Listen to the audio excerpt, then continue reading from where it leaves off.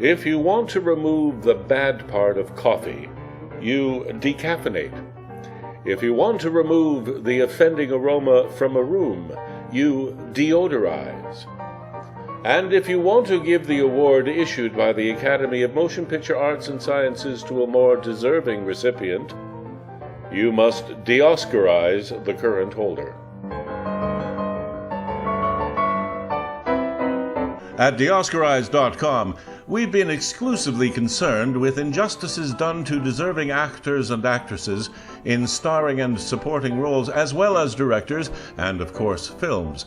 But now we're going to broaden our parameters because of a blatant, barefaced injustice done by the Academy of Motion Picture Arts and Sciences to one of the 20th century's greatest composers.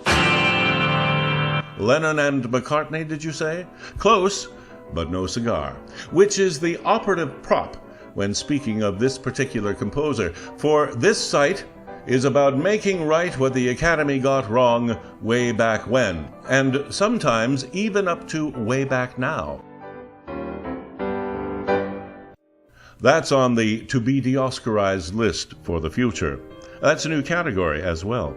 Meanwhile, back in 1937, not a lot of nice things happened. There was that, and then there was that. On the other hand, there was that, and that. I guess that wasn't so wrong. Speaking of getting it wrong, the members of the Academy sure got it that way, wrong, in 1937, when they denied George Gershwin the Best Original Song Award for They Can't Take That Away From Me.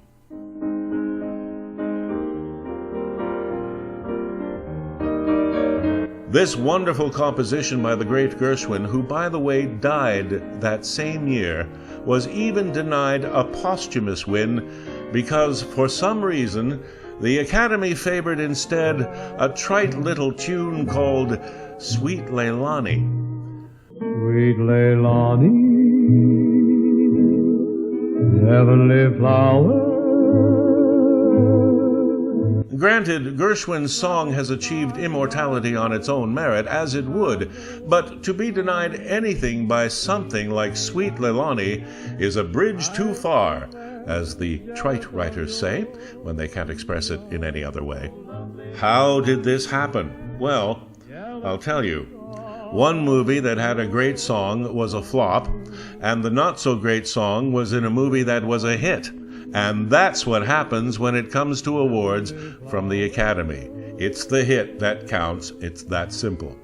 Bing Crosby gave Waikiki Wedding the heft that was needed to make a nice, tidy profit for Paramount. Crosby was a huge star in America at this time, #1 on the hit parade, #4 at the box office, while Fred Astaire was tied with Ginger Rogers, #7 at the box office, and Shall We Dance, the movie that features They Can't Take That Away From Me, barely made enough money to make Fred Astaire's percentage of the profits at RKO Studios hardly worthwhile.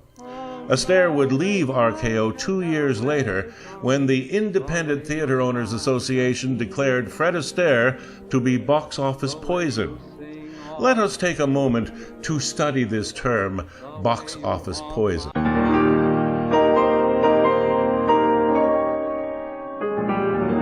Box office poison is the characterization given to those movie stars who do not deserve the salaries they're getting because of the box office returns they are not earning.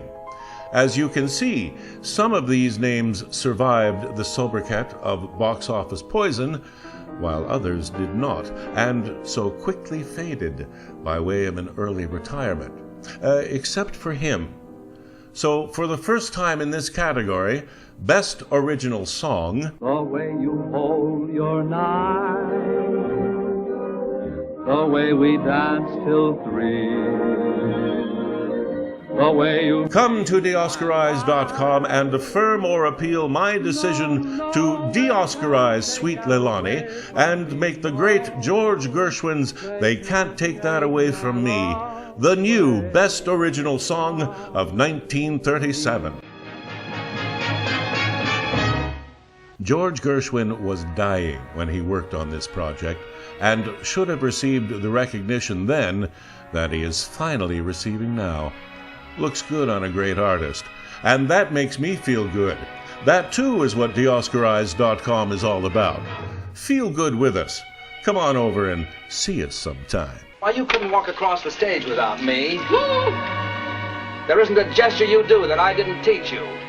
That's a lie. It took a lot of patience to put you where you are. I patience. worked. I pulled things out of you. I molded you like Svengali did Trilby. Svengali? Yeah, the guy with the beard, that's me. Why, you cheat!